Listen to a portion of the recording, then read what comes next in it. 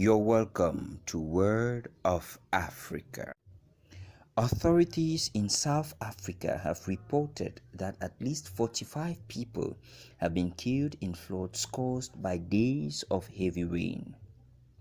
The incident happened in the province of KwaZulu-Natal, where emergency services are still searching for missing people and survivors. Some denizens are being picked up at their rooftops by helicopters. There are, however, worries because only one helicopter is available to lift people away.